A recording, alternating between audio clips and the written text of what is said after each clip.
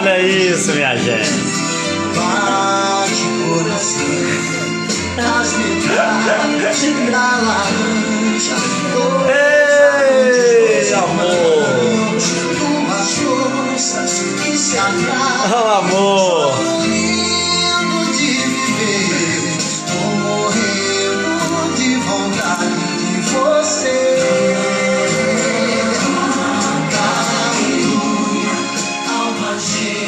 Boa noite, pessoal.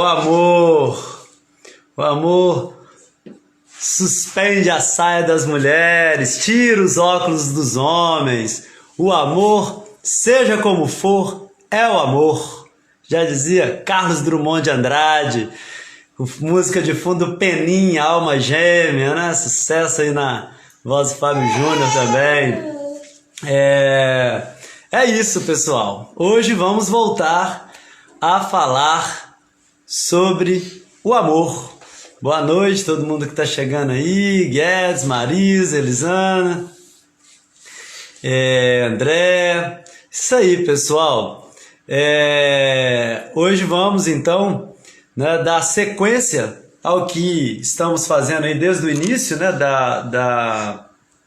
da semana. Já abordamos os discursos do Fedro, do Pausanias, né, do Erisímaco, os 3 primeiros discursos, né, sobre o amor, que acontece no banquete, né, narrado pelo Platão, um banquete que acontece na casa de um poeta trágico, que é o Agatão, né, onde, para se distraírem um pouco, né, e não beberem demais, porque já tinham bebido no dia anterior, estava todo mundo meio ressaqueado, né, eles decidem então discursar sobre o amor, fazer elogios, né? Um encômio ao amor. Encômio é um elogio ao amor, né? E o Fedro faz o dele, falando da virtude, do amor que nos inspira a virtude. O Pausanias divide o amor em celestial e popular, né? E ontem abordamos o discurso do médico Erisímaco, o filósofo médico, que diz que o amor está em todas as coisas, está em tudo, e o amor produz a harmonia, né, entre os opostos, ela combina os opostos, ela combina os dessemelhantes, né, e isso serviria para a saúde, para a medicina, que é a arte do próprio Erisímaco, serviria para a ginástica, serviria para a agricultura, né? Poderíamos acrescentar a culinária e um tanto de outras coisas, onde fazer um certo tempero, causar uma certa harmonia entre os elementos estão presentes, né? O exemplo maior disso, para o Erisímaco, além da medicina, é a música, né? A música combina acordes que em si não são semelhantes, mas eles casam e se tornam semelhantes, etc. E aí o Erisímaco passa a palavra para o poeta cômico, Aristófanes, que já deveria ter falado antes do Erisímaco, mas estava com soluço. Segundo Lacan, talvez, né, a hipótese do Lacan é que o Aristófanes estava rindo do discurso do Pausanias, né? E o Aristófanes, com soluço, pede o Erisímaco para falar no seu lugar. O Erisímaco termina o seu discurso, passa a palavra então por Aristófanes, que diz: não tenho medo de rirem do meu discurso, porque sou mesmo um poeta cômico. Tenho medo de parecer ridículo. E ele faz o discurso dele, né? Que não sei se é tão cômico, na verdade, né? O Lacan, por exemplo, vai enxergar um certo ar trágico até no discurso do Aristófanes, né? Embora tenha algumas coisas meio cômicas também, o Lacan aponta essas comicidades, né? E eu vou comentar também, a gente vai vendo aqui, mas talvez um discurso tragicômico, né? Mas não de todo cômico. O Aristófanes é autor, né, das Nuvens, Lisístrata, as Rãs, são peças de teatro, né, de comédia grega, né? A gente às vezes fala muito das tragédias gregas, né? E ele é o representante das comédias, né? O teatro grego é sustentado muito nesses dois pilares, né? Da tragédia e da comédia. O Aristófanes é um poeta cômico, um autor de teatro grego, né? E é curioso porque é um personagem, uma pessoa, né? Que rivalizava com Sócrates em certa medida, ele ridicularizava Sócrates. Então, em algumas peças dele, por exemplo, nas nuvens mesmo, ele coloca, se não me engano, as nuvens ou as rãs, não sei agora, ele coloca Sócrates como personagem ridicularizado, né? O Sócrates é ridicularizado. Então, o Sócrates, né, o mestre do Platão, ridicularizado pelo Aristófanes. E agora o Platão, né, está escrevendo essa cena do banquete e vai falar exatamente daquele que poderíamos encarar assim, né? Um certo rival, né? Mas ele acaba colocando na boca desse personagem, né, que de fato existiu, mas no banquete ele está ali como um personagem, ele acaba colocando na boca desse personagem um dos discursos mais talvez o discurso que foi mais famoso, né, do banquete, depois do Sócrates, né, que é o último. Nós vamos trabalhar sábado, né, esse discurso do Sócrates. Então, assim, é um discurso que é muito interessante do Aristóteles, tem esse ar meio trágico, né, mas com algumas pitadas de humor que a gente pode fazer também alguns comentários, beleza? Então vamos lá, vamos passar para o discurso então do Aristófanes, né?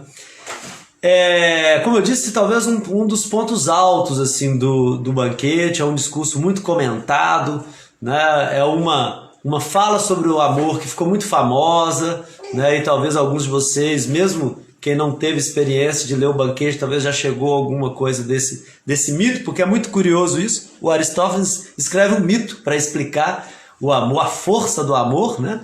Do deus Eros. Ele, em vez de recorrer aos mitos já existentes, né, e falar da natureza do amor, de como é o Eros ali para os gregos, ele acaba construindo um mito, né? Porque para o Aristófanes, para a gente compreender o amor, primeiro a gente precisa conhecer a evolução, vamos dizer assim, da espécie humana. E aí ele constrói um mito sobre essa evolução, sobre como se deu a construção da natureza, né, da espécie humana. E o primeiro ponto que ele aborda é o seguinte: a humanidade nem sempre foi assim como a gente compreende, como a gente vê. No início da humanidade, né, existiam 3 tipos de seres humanos, né? E esses seres humanos eram todos, vamos dizer assim, com 2 faces, né? Esse ser humano ele não tinha costas, vamos dizer assim, né? Se a gente for ao pé da letra, assim, ele não tinha costas, né? Ele tinha 2 perfis, né? Ele tinha 2 faces, melhor dizendo, né?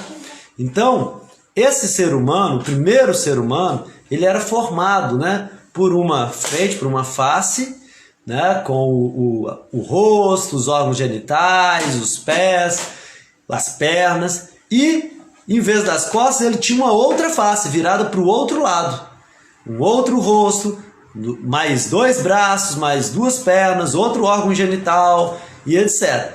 Então ele era um ser meio duplo assim, né? O que dava muita força a eles. E aí existiam, eu ia dizendo, 3 tipos de seres humanos. Os filhos do Sol, que eram completamente masculinos, ou seja, eles tinham a face masculina, né? As 2 faces masculinas, né? O corpo dos 2 lados masculino. Tinha os filhos da Terra, que tinha as 2 faces femininas, então ele era completamente feminino. Então um rosto feminino e outro rosto feminino, voltou, né? E um terceiro sexo, então não era só masculino e feminino. Tinha um terceiro sexo, que era os filhos da Lua, Os filhos da Lua, eles tinham uma face masculina e a outra face feminina. Então, eles eram chamados seres andrógenos, né? Os andrógenos eram esses seres, então, que têm uma face masculina e uma face feminina. Os filhos, e seriam filhos da Lua, segundo Aristófanes. Os filhos do Sol, masculino com masculino, os filhos da Terra, feminino com feminino. E eles se compunham assim, como um ser meio arredondado, né? O Aristóteles vai escrever assim: cada ser, né, cada homem ali, no seu todo, era de forma arredondada. Tinha dorso e flancos arredondados, 4 mãos, outras tantas pernas, 2 faces exatamente iguais sobre um pescoço redondo, uma só cabeça para as 2 faces opostas, 4 orelhas, 2 órgãos sexuais e todo o resto na mesma proporção. Então, eles eram seres mais ou menos redondos assim, né? E eles tinham 4 pernas, né? 4 braços, né? 4 mãos. Então isso dava uma força muito grande, principalmente na movimentação deles. Porque eles andavam como seres humanos normais, mas quando eles precisavam correr, eles faziam como os acrobatas. Eles rolavam, né? Com aqueles 4 pernas, 4 braços, e eles rolavam e conseguiam façanhas enormes, né? Então um dia eles decidiram subir ao Olimpo e destronar os deuses. Percebe o tamanho da força deles? Eles foram tendo tanta força por ser assim, duplo, né? Por ter todas essas faces, que eles fizeram, né? O Aristóteles vai dizer que eles fizeram a mesma coisa que depois o Efialtes e Oto, os filhos de Poseidon, tentaram fazer. Efialtes e Oto são os filhos do Poseidon, né, que tentam subir ao Olimpo. Eles recebem um oráculo dizendo que nem um deus pode destruí-los. Nem um deus, nem outros seres humanos poderiam destruí-los. E eles, sabendo disso, resolvem enfrentar então os deuses. Só que quando eles chegam lá, os deuses armam uma artimanha lá, né, que no final das contas um mata o outro, né? Vou resumir assim porque não é o nosso foco, mas um mata o outro, cumprindo a profecia. Não foi nem um deus, nem um outro mortal que matou vocês, né? Quem matou vocês foram vocês próprios, se mataram, né? Esses 2 gigantes, né, filhos de Poseidon.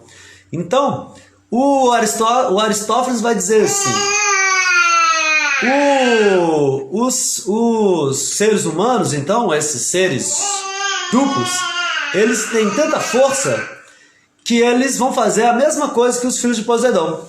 Vão tentar escalar o Monte Olimpo e destronar os deuses. E aí os deuses, vendo aquilo, dizem: não, a gente vai ter que fazer a mesma coisa. A gente vai ter que matar, como fizemos com os 2 gigantes, né? Vamos ter que matar ele também, né? Só que para os deuses era muito ruim matar o ser humano, porque eles iam perder as oferendas, as orações, as homenagens, né? Então os deuses ficam um pouco nessa sinuca. E aí parte de Zeus a ideia de punir os homens sem perder as homenagens, né? Pelo contrário, até aumentando as homenagens. O que é que o Zeus sugere? Zeus sugere dividir esses homens ao meio, né? Então esses seres humanos, né, masculinos, femininos e andrógenos, eles são divididos ao meio, né? Então Zeus corta com um raio todos esses seres humanos. Isso aumenta as oferendas, porque vai ter mais seres humanos. E isso enfraquece o ser humano, né? Porque ele perde aquela força, aquela vitalidade, aquela completude, né, dos acrobatas, né, que eles tinham antes. Então isso fere eles e não perde as homenagens, pelo contrário, aumenta as homenagens. Então Zeus ia dividindo os homens ao meio, né? E aí entra um pouco a parte cômica, né? O Aristófanes diz assim: é como um fio, né, que corta o ovo, né, o ovo cozido. Você pega um fio e vai cortando. Zeus foi cortando, né, os seres humanos, né, e compara os seres humanos a esse ovo cozido sendo cortado por um fio, né? Então vai cortando os seres humanos ao meio, e Zeus ainda ameaça mais. Diz o seguinte: se vocês continuarem tão desrespeitosos, né, tão insolentes, assim, tentando atacar os deuses, etc., né, eu vou te dividir mais uma vez. Vocês vão ter que andar numa perna só. Vai ser de perfil, né? Então Zeus ainda dá essa ameaça. E aí ele corta os homens, né? Os seres masculinos, os seres femininos, os andrógenos, corta todos, né? Divide eles. E pede para Apolo, Zeus, tá, gente? É o deus rei, assim, do Olimpo, né? Ele liberta os outros deuses da guerra com os titãs, então ele tem um posto meio assim, quase que monárquico, assim, no Olimpo, tá? Ele é o rei dos outros deuses. E ele toma essa decisão e parte os homens ao meio. O Apolo, que é o rei da beleza, o deus, desculpa, da beleza, né? Da harmonia, assim, do sol, né? O Apolo vai então e costura os homens, né? Ele vira, e ele costura da seguinte maneira: ele vira a cabeça dos homens, então os homens foram cortados ao meio. Ele vira a cabeça dos homens, né? Costuram de forma que os órgãos sexuais ficam atrás, então. Costura e deixa o umbigo.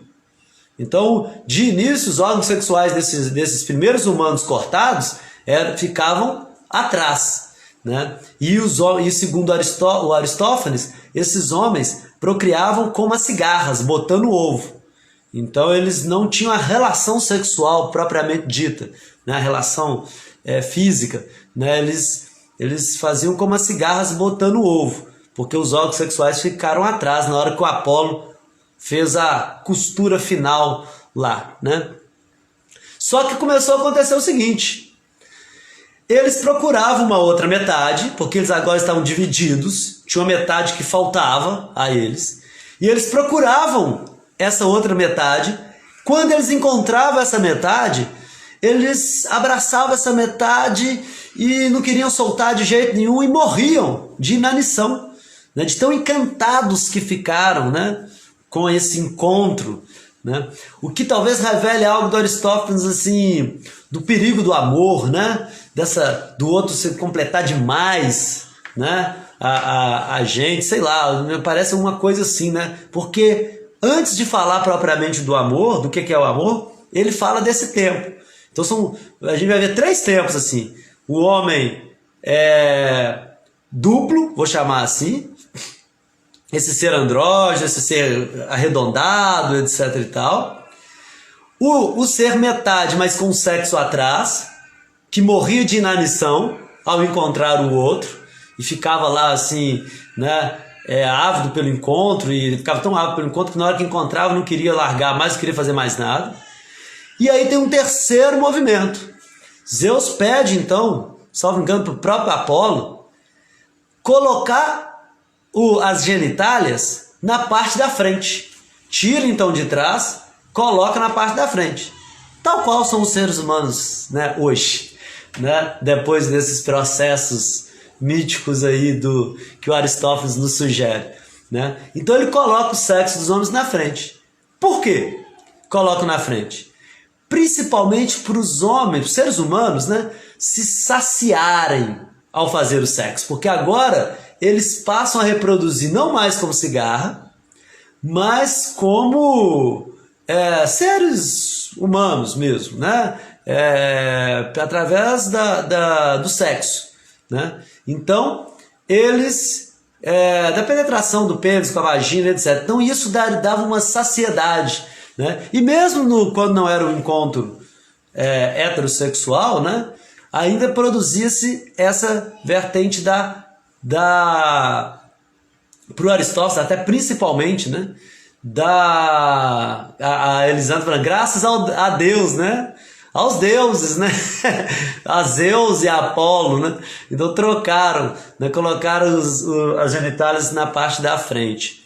E aí, daria então, principalmente, sim, independente de ser hétero ou homossexual, né? Mas o Aristóteles vai até dizer, principalmente nos homossexuais, né? Dariam essa satisfação.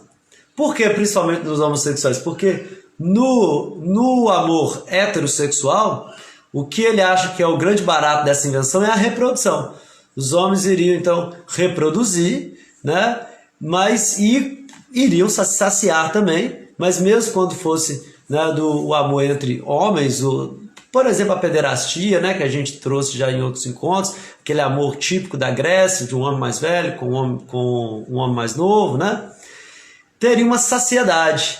E o ser humano ficando saciado pelo sexo, ele teria energia para fazer outras coisas, né, e não morrer de inanição, como quem tinha o sexo atrás morria, né, segundo a lenda do Aristófanes. Então é assim, né? É nesse último movimento, né, que começa a pintar algo, vamos dizer assim, do amor. Né? Pro Aristóteles é a partir daí, né, que surge o amor. Essa vontade de encontrar, então, com nossa segunda metade, né, com aquilo que foi nosso um dia. A gente sentir que está reencontrando. Né, quando isso é uma experiência que de fato acontece mais ou menos assim, né? Quando a gente está apaixonado, ter essa sensação de estar reencontrando, né? Uma parte nossa, uma outra metade, né? As pessoas usam várias expressões nesse sentido, né? Metade da laranja, a tampa da panela, né? Encontrar a parte que me falta, né? Encontrar aquele ser, né, que um dia era uma extensão minha, né? E isso causa um perigo também, né? Porque nas relações, muitas vezes as pessoas vão tratando a outra como, mesmo que por dessa via amorosa, como se fosse posse, né? Como se fosse uma posse dela, ou como se fosse uma extensão delas, né? Que ela reencontrou. E na verdade não, né? Ou melhor, né? Aí já estou talvez trazendo uma reflexão mais contemporânea. Por Aristófanes, sim. Por Aristófanes, o amor é isso. É reencontrar a parte que a parte que foi nossa um dia, né? E fundir com aquela parte. Mas, como tem a saciedade do sexo, né? Isso nos libera a tocar a vida em outras direções, não ficar preso só àquela pessoa como esse ser humano intermediário aí, né, ficava. Então essa é a ideia do Aristófanes, né? E aí os seres humanos que eram filhos do Sol, né, eles vão fundar a pederastia, né, essa relação homossexual que os gregos, né, nessa configuração específica chamavam de pederastia. Os filhos da Terra fundaria, né, o que o Aristófanes ele coloca um termo assim de as tríbades, né? As tríbades, tribadismo, né, é uma relação homossexual entre as mulheres, né, específica, assim, onde elas tocam a genitália uma da outra, né, assim, as duas genitálias cruzam as pernas e uma genitália estimula a outra genitália. Então seria o amor lésbico, né, que o Aristóteles está chamando, mas ele chama de tríbade. No texto vai ter as tríbades, né? Então as filhas da Terra, que eram dois pedaços de mulheres, né? Quase saiu tribalista, minha irmã falando, né? Pois mas elas formariam então, né, que essas duas metades femininas, né, elas formariam as tríbades, né, as duas metades masculinas, a pederastia, e as metades, vamos dizer assim, feminina e masculina, que eram os seres andrógenos, né, quando divididos, eles fundariam a própria heterossexualidade, né, que o Aristófanes chama aqui de adultério. É interessante o nome que ele coloca, né? Não sei especificamente, né, como é que era em grego, se é um problema de tradução, né? Porque hoje eu já li algumas outras traduções, mas pelo que eu lembro, vem com essa palavra mesmo, né? Então seria o adultério, que mostra também um pouco o olhar de mais, vamos dizer assim, degradação em relação ao amor heterossexual, né? Os gregos davam menos valor ao amor heterossexual.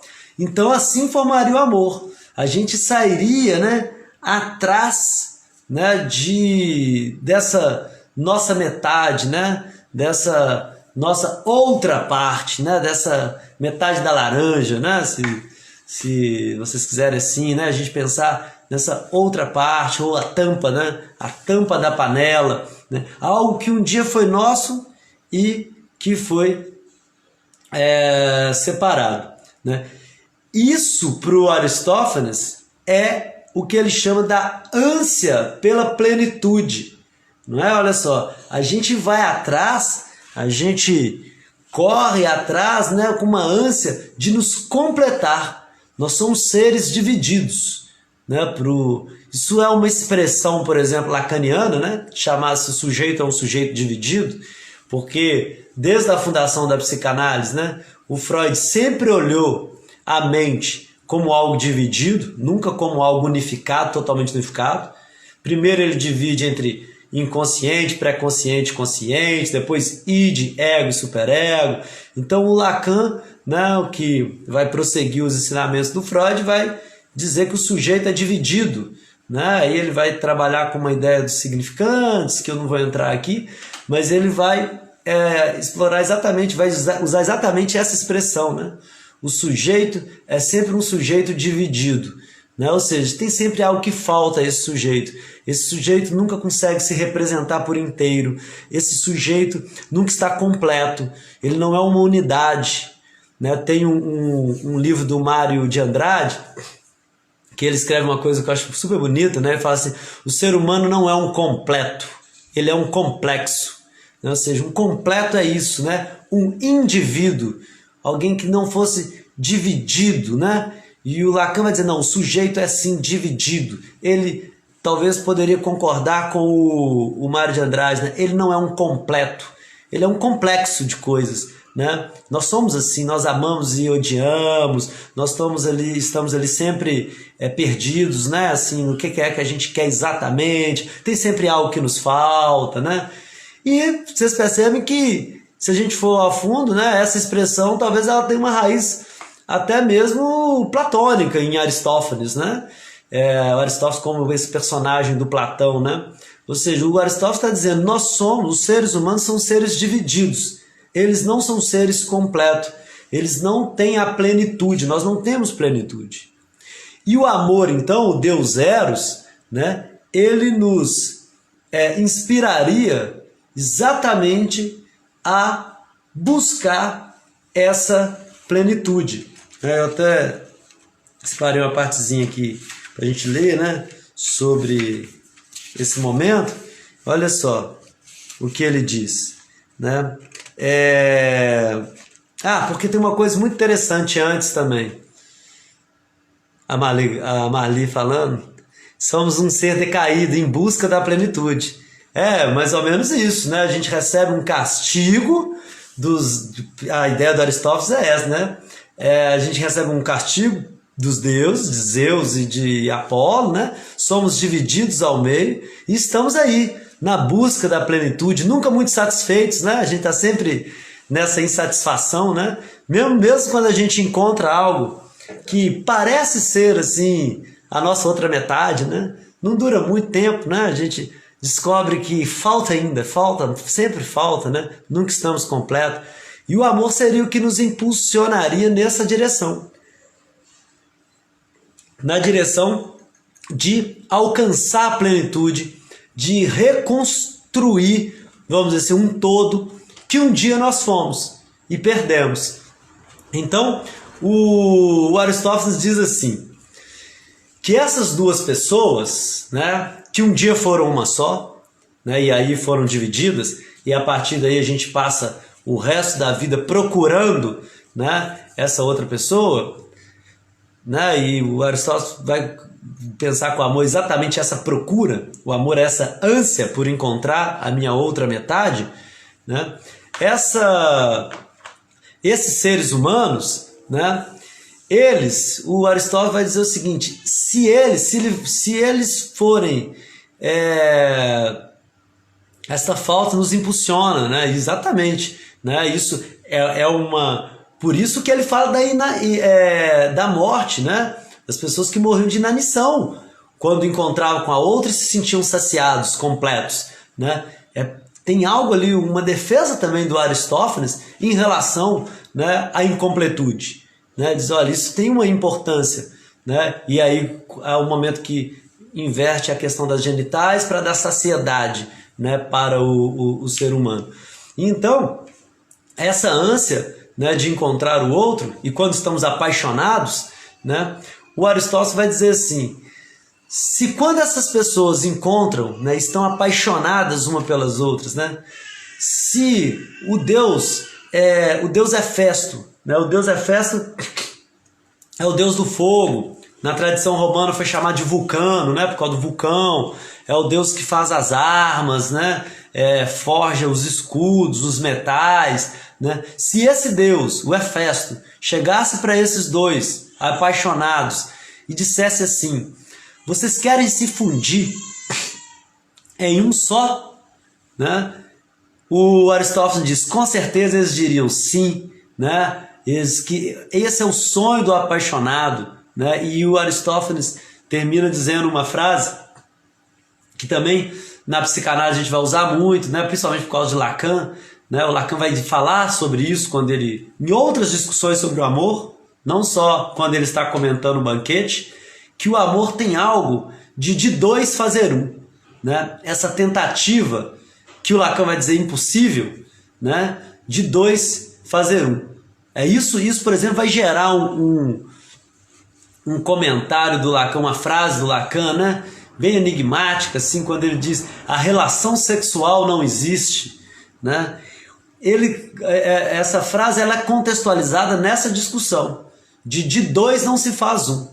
Mesmo que eu encontre uma pessoa maravilhosa, né, que parece assim ter os mesmos gostos que eu, né, que sexualmente me completa muito, né, no final das contas vão ser dois, né? O que o Lacan está chamando a atenção é para isso, né? Ou seja, o gozo de um, a satisfação de um não é vivida pelo outro, né? É vivida singularmente, né? A gente não consegue compartilhar, né? Por mais que eu esteja numa relação querendo agradar o outro, né? Esteja preocupado com o prazer dele também, né? O prazer dele é dele. Eu posso ter prazer em ver o prazer dele, em saber do prazer dele, mas o prazer dele é só dele, né? Então é nesse sentido que o Lacan vai dizer que a relação sexual, nesse sentido de fusão, né? De dois fazer um, isso não existe, isso é impossível, né?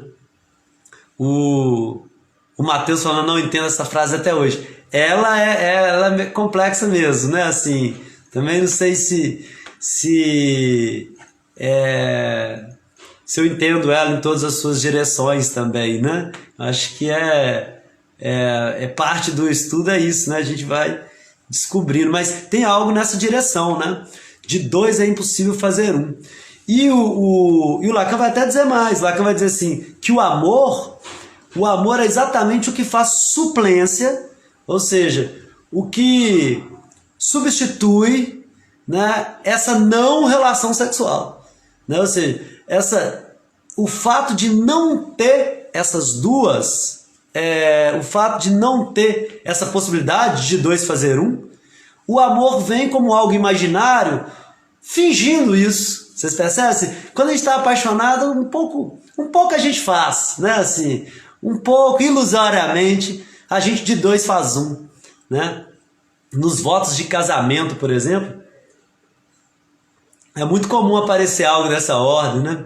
Assim, agora a nossa vida é uma só, né? Ou nas juras de amor mesmo, né? Mesmo que não seja no contexto de casamento, né?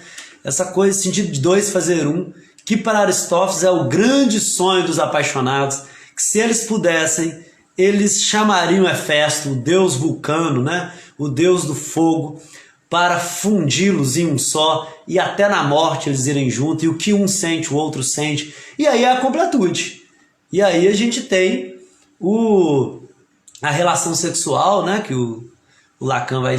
O Lacan ele usa uma expressão em francês também que diz respeito de uma proporção, que na tradução isso se perde um pouco, né? Mas essa proporção, né, perfeita, né, dessa completude que o objeto amado poderia nos dar. Isso para o Lacan não vai ser possível, né? Lacan vai apontar isso. O Aristófanes não está exatamente concordando com isso por enquanto, não. Ele está dizendo que o amor é essa busca, né? Que o amor é exatamente essa ânsia pela plenitude. Olha o que ele diz, né? Perante tal visão, nenhum deles diria que não. E ambos desejariam a mesma coisa, ou seja, nenhum dos dois iriam recusar ser fundido um com o outro, né? Os apaixonados. Acreditariam ter ouvido a expressão dos seus desejos, após tanto tempo, os desejos de se fundirem com o objeto amado e de não serem dois, mas um só. A razão desse fato consiste em que a nossa antiga natureza era tal que constituímos um todo único. O amor é a ânsia dessa plenitude. O amor é a ânsia dessa plenitude, o amor é a vontade de fundir, né, de resolver a nossa incompletude, né, de ser completo. E a ideia do Aristófanes, então, né, é que passaríamos, então, né, buscando esse outro, e ele termina de uma maneira curiosa, assim, né? Ele termina dizendo assim, olha, Caio falou, quero ser fundido, né? E dá um som, né? Essa expressão que o Caio nos trouxe aí, né? Pode dar um duplo sentido também, né? Dessa fusão, né? E de estar fundido com o outro, né? Dá uma sonoridade também da própria questão, né? Da palavra do sexual, do fuder, né? Tem alguma coisa dessa ordem também, né? Na hora que você colocou quero ser fundido, eu li e fiquei na dúvida se era do que você estava falando. Mas depois eu vi que tem um N ali. E o N te joga mais por Aristófanes, né? Mas de ser fundido, né? De ser junto, unificado e de ter o nosso ser completo, todo, né? O nosso ser todo, vamos dizer assim, sem falhas, né? Sem falta, com a força de poder desafiar os deuses, porque esses seres humanos, né? Vocês veem que eles são uma ameaça para o próprio Deus, para o próprio Zeus, né? Para Zeus, para Apolo. Então, falou brincando, não, mas é a cacofonia do Caio, alguém colocou ali. Essas brincadeiras, né? Elas são o que o Freud chama de xiste, né? Elas revelam algo. Sem o N também é bom, viu? Elas revelam algo, né? Essas brincadeiras, né? Que o Freud chama de xiste, né? Esses trocadilhos, esses jogos com a palavra, né? Que faz revelar uma verdade que talvez esteja implícita nas relações, mas que é o xiste que faz aparecer, né? Por exemplo, aqui a gente está falando muito de amor e não está abordando, né, nem tanto a sexualidade. O Caio acabou com o xiste dele aí, trazer para o primeiro plano a questão, né, da sexualidade, que está ali no Aristófanes. O Aristófanes, ele caminha assim, né, por esse lado mais da completude, que nos leva mais algo do amor, mais da ternura, da alma, assim, né? Mas a trama toda começa, né, com a virada das genitálias. né? Quando essa passagem da genitália, o Lacan, uma coisa que o Lacan vai destacar muito essa passagem, né? De um lugar para o outro, e nos dando essa saciedade que o sexo nos dá. Então tem algo da direção sexual também aqui, né? E aí o Aristóteles, então, né? Ele termina fazendo uma defesa. Nesse livro, para mim, os papéis se invertem. É nas brincadeiras que nos revelamos? Alguém pergunta? Né? Não só, né? A gente se revela o tempo todo, né? Às vezes a brincadeira é uma das maneiras, né? Mas a gente está se revelando constantemente, embora nem sempre é fácil de escutar, né? O Aristófanes, tá, gente? Só destacando aqui, ele escreveu Aristóteles, né? O Aristóteles é o discípulo de Platão, ele vai vir mais tarde, né? O Aristófanes é da geração do Sócrates, né? Tá lá sentado na mesa do banquete com Sócrates. Ele é mais idealista, sim. Eu acho que sim, né? Ele fica nessa completude, né? Bem idealista, assim, né?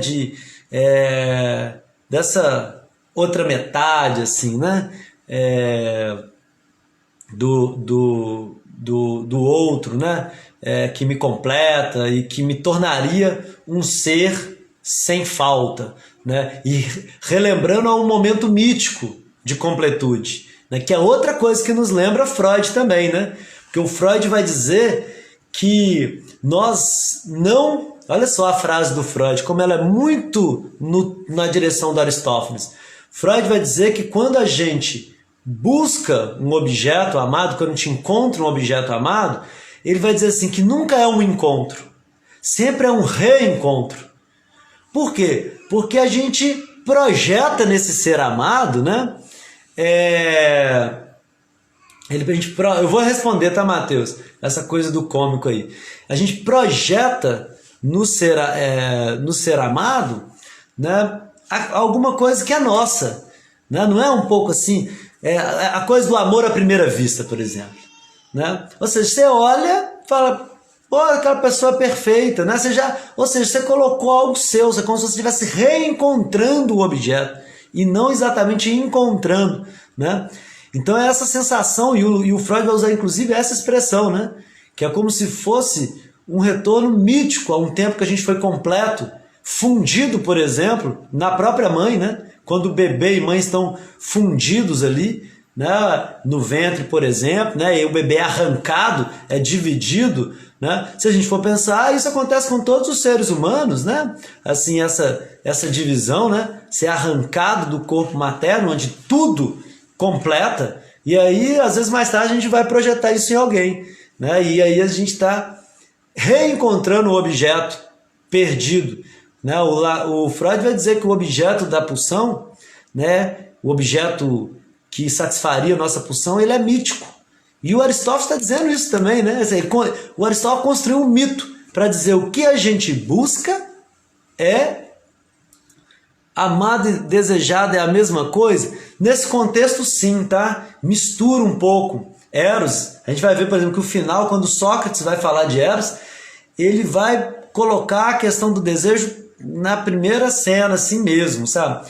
Então, o Deus Eros aqui, ele é uma força que mistura a questão do amor e do desejo, tá? Jack Silva, né? Tava perguntando. Então é isso, né? Então, ou seja, a gente vê como que o próprio Freud, né, embora ele não construa um mito para isso, mas ele está de acordo, né? A gente poderia pensar que Aristófanes, né, antecipou muitas das discussões que fizemos, né, com a psicanálise, por exemplo, né? Construindo um mito que nos ajuda a entender essa vontade de reencontrar o objeto, né? E isso é um perigo também, né? Porque às vezes a gente projeta nesse encontro coisas desse objeto perdido, miticamente, que a gente nunca foi inteiro, nunca a gente foi completo, totalmente completo, nunca a gente pôde desafiar os deuses, né? Então, às vezes a gente projeta essa completude na outra pessoa, isso causa também problemas. Ô Mateus pergunta, né? Como isso pode ser cômico, né? Me parece mais trágico. Concordo plenamente, sabe? Assim, em geral, o Lacan também concordaria plenamente com você. O Lacan vai dizer isso, né? Platão inverteu os papéis, né? O Agatão, que é o poeta trágico, pro Lacan faz um discurso cômico e o Aristófanes faz um discurso trágico. E o Aristófanes é um poeta cômico, né? Por que teria algo de cômico aí, né? Onde o próprio Lacan e algumas outras pessoas vão encontrar algo de cômico no discurso do Aristófanes? Principalmente na descrição dele do ser humano, né? Então tem algumas coisas assim. Por exemplo, essa cena do ovo, né? Cortando. Tem um momento que ele compara o ser humano com um linguado. O linguado é um peixe que é muito achatado. Então ele dá a impressão, pelo menos os gregos achavam que dava a impressão dele ter sido cortado ao meio. Dele ser uma metade. Então essas comparações, né, tem um jogo levemente cômico, assim, né? E para o Lacan, a principal comicidade do Aristófanes, que seria assim o golpe que ele dá no Sócrates, no Platão, etc., né? Nesse pensamento mais idealista, né? É que o Aristófanes, para o Lacan, isso não é à toa, ele insiste muito no aspecto arredondado do ser humano. Ele fala assim, ele é redondo. Aí o Lacan vai lá no original em grego, né? E aí aí tem umas palavras que se repetem, arredondado, redondo, redondo, círculo. Vai repetindo algumas palavras em grego desse redondo, né? E o Lacan diz que ele faz isso para depois concluir. E aí ele tem as pernas, os braços, orelhas. Ou seja, o redondo, o círculo, para o Platão, inclusive isso está numa outra obra do Platão, no Timeu, o círculo é o símbolo da forma perfeita. O círculo ele é igual em todas as partes. Então o círculo jamais poderia ter um braço saindo, um nariz. Para o Lacan, isso é a provocação assim, que o Aristófanes faz, né? De graça, assim, porque o Aristófanes é um poeta cômico, mas é essa característica do humor, né? Talvez todo humor, não ia falar assim de um tipo de humor, mas esse humor ácido, assim, o humor tem uma crítica, né? O humor faz uma crítica. Então, é leve, eu acho leve qualquer dimensão cômica nesse discurso. Eu acho que é trágico, como o Mateus falou, né? A imperfeição, a divisão, a gente saindo atrás. E o Aristóteles ainda termina dizendo assim, olha, isso pouquíssimas pessoas conseguem encontrar, né? Olha só, se conseguirmos a amizade e o favor do Deus, de Eros, então é para isso que a gente precisa de Eros, descobriremos e reencontraremos aqueles a quem amamos, as nossas próprias metades, o que representa uma felicidade hoje reservada somente a poucos entre os vivos, né? A poucas pessoas, né? Então é trágico, sim. Eu acho mais trágico do que cômico. Eu só vou voltar um pouquinho, que eu perdi aqui uns comentários. Caio, a projeção seria para nos sentirmos menos impotentes? Eu acho que sim, né? O outro vai me completar, né? Então eu já sei o que o outro, né? Porque ou seja, eu lembro tem um filme do Almodóvar, se não me engano, chama Lei do Desejo, que é muito legal uma cena. Um cara escreve uma carta para o namorado, manda uma carta para o namorado, e o namorado responde mais friamente, né? É tipo aquele assim, te amo, né? Você é o amor da minha vida, e o outro assim, também, né? Obrigado, né? Uma coisa mais seca. Eu não estou lembrando exatamente da cena, mas é mais ou menos assim. E aí o namorado reclama e faz o seguinte, ele escreve uma carta para o outro, dizendo o que o outro deveria escrever. Diz, ó, eu vou te reenviar a carta então, e você escreve aí com sua letra, né? Isso, e dá ali, né? Ou seja, olha só, isso é tratar o outro como extensão de mim, né? Ou seja, e aí eu projeto, isso me dá uma completude, mas o outro nunca consegue, né, ser essa parte, né? Então eu acho que você, quando você toca no tema da impotência, né, no sentido menos impotente, eu acho que tem a ver sim.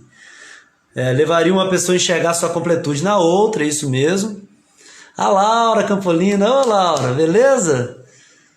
Os Campolinas aqui. Esse reencontro com a metade me lembra da teoria de reminiscência do próprio Platão. Totalmente, tá, Laura? A gente vai ver, né? Eu acho que comentei isso aqui ontem, que em vez da gente encarar o discurso do Platão, né, como se fosse o discurso do Sócrates, né, dizer assim, ó, só o que o Sócrates diz é o que o Platão está colocando, eu acho que talvez seja um pouco pobre. Assim, eu acho que é interessante da gente pensar que cada discurso se opõe ao do Freud em algum ponto, que vai fazer o... Freud não, desculpa, Sócrates, se opõe ao do Sócrates em algum ponto, né? E isso vai ajudar o Sócrates a construir o discurso dele, se diferenciando daqueles. Mas eu concordo, Laura, que a gente poderia dizer que cada discurso é um degrauzinho também, que o Platão está desenvolvendo da sua própria ideia. Então não enxergar os discursos tão antagônicos ao pensamento platônico. Tem algo ali que não é platônico, né? Mas tem algo da teoria do Platão, né? E aí a gente vai ver, quando a gente discutir o discurso do Sócrates, no sábado eu vou trazer o discurso do Sócrates, aí eu vou tentar localizar para vocês como que cada discurso que a gente foi trabalhando aqui durante a semana, né, tá lá. Ele faz algumas críticas, algumas oposições, mas como vai ajudando, né? E a teoria do Platão, né, de reencontrar o mundo das ideias, a verdade, né? Talvez não fuja do que o Aristóteles está dizendo. Eu concordo plenamente com você. Mas é isso então, porque eu estou vendo o tempo também, a gente tem mais 5 minutos. Se alguém quiser fazer algum comentário aí, final, né, nesses 5 minutos. Enquanto isso eu vou resumindo aqui mais uma vez, né? O Aristóteles constrói então um mito, que eu concordo com o Mateus, muito mais trágico do que cômico, né? Ele constrói um mito em que o ser humano era um ser completo, pleno, e ele perdeu a sua plenitude como um castigo, que me lembra um pouco também, tem ecos aí também da própria religião cristã, né? Assim, das religiões abraâmicas, né? Do Adão e Eva, né? Ou seja, um pecado original, né? Você desafiou Deus, cara. Você vai ser castigado, né? E aí eles desafiaram Deus, esses seres humanos, e eles foram castigados, cortado ao meio, como se corta um ovo cozido com um fio de cabelo, corta os seres humanos, vira a cara deles, costura. Aí tem algo também do cômico nesse sentido, tá, Matheus? Assim, do umbigo, né, alguns comentadores falam, por que esse destaque pro umbigo ali, né? Como se fosse assim. Vocês lembram que o Aristóteles tinha dito ao Erisímaco que a harmonia do corpo comporta coisas muito esdrúxulas, como o espirro, alguns ruídos? O corpo também, né? O corpo parece tão belo assim, né? Os gregos principalmente, né? Faziam aquelas esculturas dos corpos tão belos, etc. Mas o corpo tem um umbigo, tem as suas dobras, né? Tem algo que não é, ou é belo também, mas não é da boa forma, né? Da perfeição que os gregos idealizavam, né? Então essa é a ideia do Aristóteles. Então ele corta os homens ao meio e, a partir daí, os homens passam a vida buscando a sua metade, a sua metade da laranja, vamos dizer assim, né? Para de novo conseguir a plenitude. É isso aí, pessoal. Nosso tempo está esgotando. Foi muito bom, é um discurso que eu amo, o discurso do Aristófanes, né? Assim, para mim o ponto alto. Amanhã a gente fala do Agatão, que é o anfitrião, né, do banquete, que está dando o banquete. Tudo indica que ele é amado do Pausânias, o Pausanias é o seu amante, né? Então eles tinham uma relação. O Aristófanes tem um momento que cita isso, rapidamente. Ele diz assim, os homens não encontram essa metade, né? Talvez o Pausanias e o Agatão encontrem, ele brinca assim, né? Aí eles dizem, eu achei minha metade, minha garrafa de vinho, bem trágico, mas real, nossa plenitude só é possível em sintonia com o outro, independente de ser um casal, é por aí mesmo. É isso aí, mas é isso, né? Vamos deixar um pouco para amanhã também, eu retorno em algumas considerações aqui do Aristófanes. Esse poeta cômico que nos oferece um discurso trágico, né? E que diz que nós vivemos então procurando a nossa outra metade, né? Seja uma mulher, um homem, né? Seja as relações diversas ali, né? Do sol, da lua, da terra, passamos a vida procurando a nossa outra metade. Muito obrigado, pessoal. Boa noite para vocês. Amanhã, 21 horas, discurso do anfitrião Agatão. Falou. Obrigado, Sara. Valeu. Maria Geraldo, muito obrigado, gente. Valeu. Obrigado, Marli, tia Marli. Obrigado, Gisele. Valeu demais, gente. Amanhã continuamos a prosa, o banquete. Falou.